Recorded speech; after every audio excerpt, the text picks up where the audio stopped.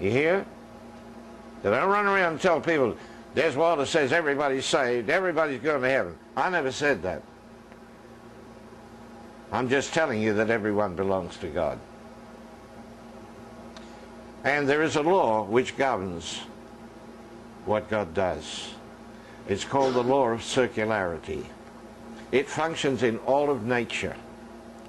The clouds come over, and maybe you're praying for the clouds now. I believe it's got a bit dry here. And the clouds drop the rain, and the rain comes down and waters the earth and runs into the rivers, and the rivers run into the sea, and the sun draws it back up into the sky as clouds again, and it comes down as rain. You see, it's the law of circularity that operates in God. Everything functions the same way. No word of the Lord can come from God until it has fulfilled its purpose for which it was spoken, and then returns back to God. It's all functions on the law of circularity. You came out of God. In Genesis 1:26, you came out of God. You exist on this earth because of God, and you must return back to God. There's nothing else, because otherwise God would be incomplete. You are part of God. You see, in creation, there we were created out of God. We weren't created out of nothing, and neither was the earth created out of nothing. It was created out of God. Everything came out of Him. Okay, now, that was an introduction. That was an introduction because I want to talk to you about your body tonight. Because this is very, very important. The promised land that was offered, or not offered, that was given to Abraham represents your body. See, some people believe that the promised land is the, that land over in the Middle East there that Israel is trying to hang on to. The Palestinians want a bit of it and so on, and the Israelis are not going to give it to them. And so there's war, and the war will go on and on and on, and I don't think there's an end to that one. But you see, that's not what God is giving to us. In fact, if God gave that to me, I'd say, no thanks, I'm not interested.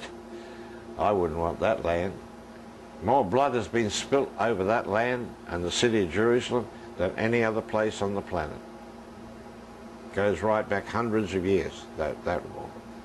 So, God said, I'm going to give you the land of Canaan.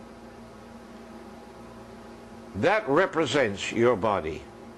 Would you like to possess your body? You say, well, don't I possess it now? Well, I don't know.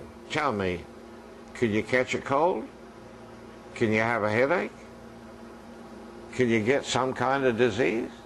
There's swine flu going around the world, you know? In Australia at the moment, the big high school near where I live, 1,400 children attend that high school. They've closed it for a week. One child was found with swine flu. They've closed the whole school for 1 week.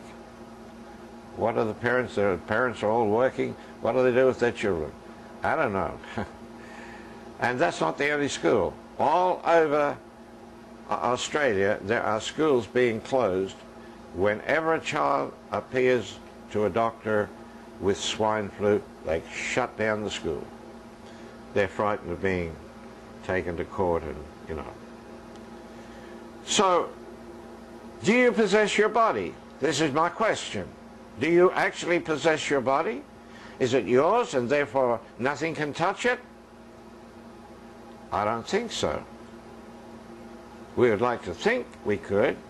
Well, we eat good, and we eat nourishing food and so on, and my wife makes sure I take a few vitamins, when I'm home.